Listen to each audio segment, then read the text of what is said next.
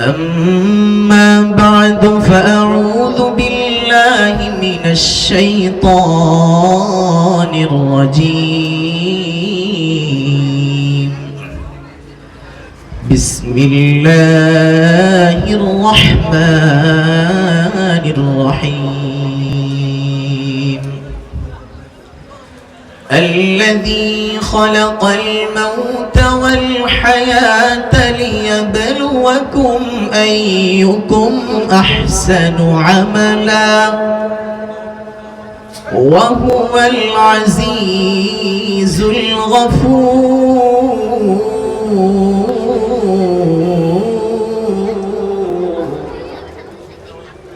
وقال رسول الله صلى الله عليه وآله وسلم: أكثروا ذكر هادم لذات الموت. صدق الله مولانا العظيم. سبحانك لا علم لنا إلا ما علمتنا إنك أنت العليم الحكيم. سبحانك لا علم لنا إلا ما علمتنا إنك أنت العليم الحكيم. سبحانك لا علم لنا إلا ما علمتنا إنك أنت العليم الحكيم.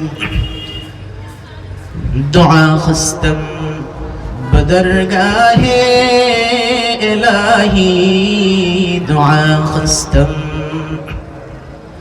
بدرگاہ الہی،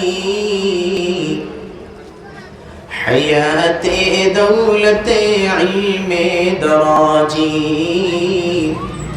حیات دولت علم دراجی یا الہی. آتنا عمرا طويلا يا إلهي، آتنا عمرا طويلا وعلما نافعا خلقا جميلا ورزقا واسعا طبعا كريما وذهنا وافرا عقلا سليما. সকলে মহব্বতের সহিত উচ্চ আওয়াজে দরুদ ইব্রাহিমি পাঠ করি। আল্লাহুম্মা সাল্লি আলা মুহাম্মাদিন ওয়া আলা আলি মুহাম্মাদ কামা সাল্লাইতা আলা ইব্রাহিম ওয়া আলা আলি ইব্রাহিম ইন্নাকা হামিদুম مجيد. اللهم بارك على محمد وعلى آل محمد كما باركت على إبراهيم وعلى آل إبراهيم إنك حميد مجيد.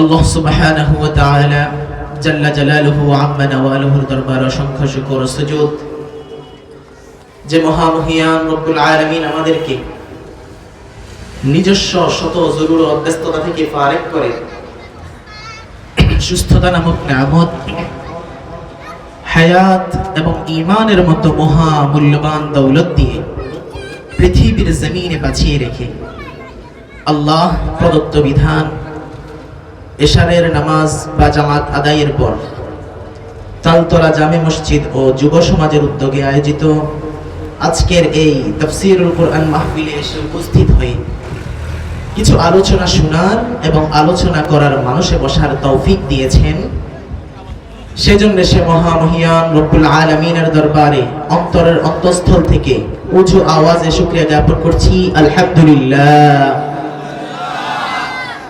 আলহামদুলিল্লাহর আওয়াজে মনে হয় আমরা যে এখানে আসতে পেরেছি, এসে বসেছি, এটা আমাদের ব্যক্তিগত ক্রেডিট, ব্যক্তিগত কৃতিত্ব। বাস্তবে কি তাই না? আল্লাহ তাআলা যদি দয়া করতেন, মায়া না করতেন তো আসা সম্ভব ছিল না। আমার মতো এমন অসংখ্য অগণিত ব্যক্তি শক্তি সামর্থ্য থাকা সত্ত্বেও আজকের এই মাহফিলে আসার সেই সৌভাগ্য তার হয়নি। আমার মতো আপনার মতো এমন বহু মানুষ চায়ের স্টলে বসে চায়ের কাপে চুমুক বসিয়ে বিভিন্ন প্রকারের গীবত শেখাইতে ব্যস্ত, অথচ আল্লাহ তাআলা আমাদেরকে তাদের থেকে বাছাই করে নিয়ে এসেছেন। আমাদেরকে ঘৃণা করেন বিধায় নাকি বড় মহব্বত করেন বিধায়?